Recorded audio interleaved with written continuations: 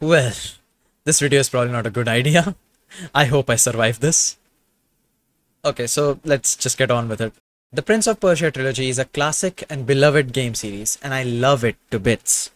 It was one of my first gaming experiences.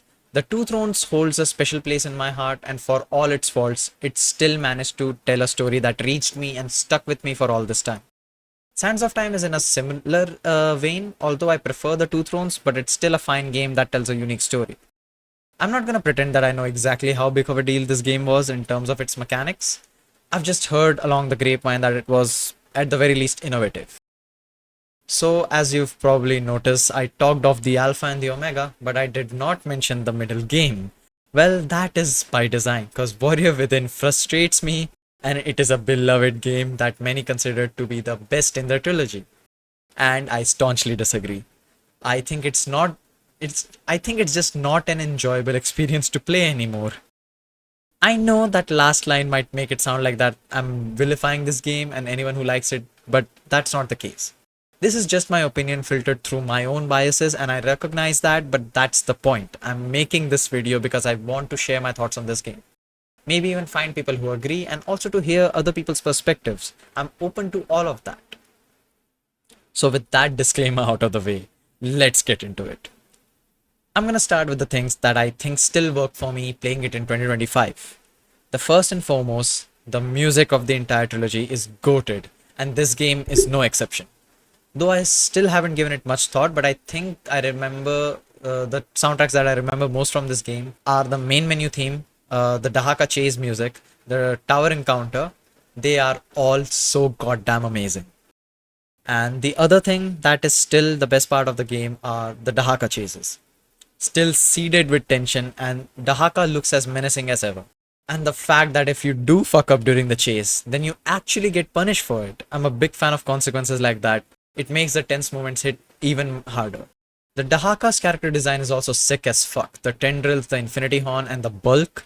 I love his voice and the fact that you can understand him by reversing time and hearing his speech in reverse. It is cool, but how does that make sense? Why is he speaking backwards? Like, is there an explanation for that I'm missing? Like, if I am, please do enlighten me in the comments. This game is a classic. There is a reason why so many people still look fondly upon or hail it as their favorite Prince of Persia game. But playing this in 2024 is rough, even as someone who enjoyed playing this game about 7 to 10 years ago. But even then, I preferred Sands of Time and the Two Thrones. So I can't completely attribute it to like rose tinted glasses or biases, I guess.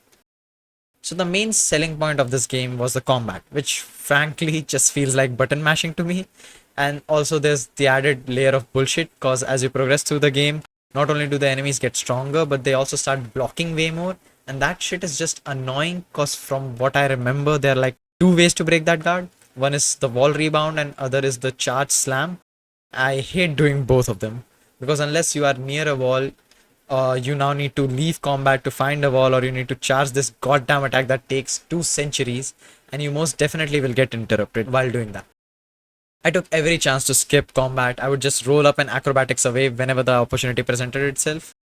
The boss fights are boring except for the Dahaka, and even then, he is just like an okay to a good boss fight, I guess. Another thing that I'm aware, it might just be me being an idiot, but those giants that we face in the mechanical towers, I had no idea you can evade their attacks while on their back. The game never told me. I'm guessing that the message probably glitched out, or maybe there is no message at all. You just have to figure it out yourself. I don't know. I wanted to play this game with a controller because the direction inputs are really weird with a keyboard, and I definitely felt that while playing the game. So I decided to plug in my controller and was enlightened to the fact that the Steam version of this game has no bound controls for the controller, and I wasn't gonna sit there and bind all the buttons, so I just continued with the keyboard. I don't know if I just don't jive with the fixed camera angles, but sometimes when the angle shifts around the corner, I end up getting hit with a trap because the directional inputs change due to the camera change.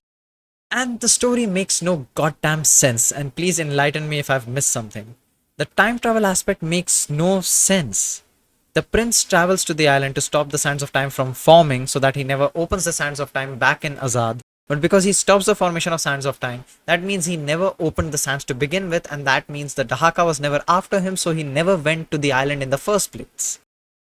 It's a paradox because there is no like prince of that universe that exists. So it's not like he entered a new timeline. He just modified his own. And that would mean it's a paradox. Like, unless I'm missing something, this is my understanding of that, and I think it's really stupid. Like, it just doesn't work for me. And moving on to the fact that Shadi chooses to play the pronoun game instead of just telling the prince that this woman in the red decoration strips is the Empress of Time. For all she knows, he might very well help her kill Kailina.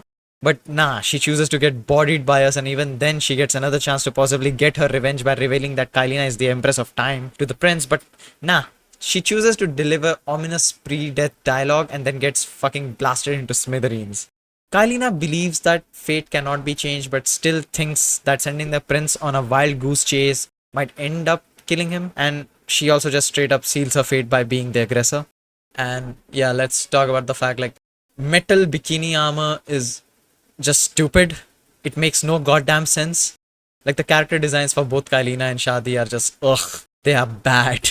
Shadi's like bikini armor is so goddamn bad. At that point, just walk naked. That might distract your opponent enough that you might be able to land a killing blow because your armor is not protecting anything. The prince's character design is like good, I guess. Like he looks really good, and there is a clear difference between him and Sands of Time and Warrior Within. It shows that he has gone through a rough period of time. So his character design is good, but the female characters, holy fuck, they are bad. I really wish if this game ever gets a remake, their character designs are like made better.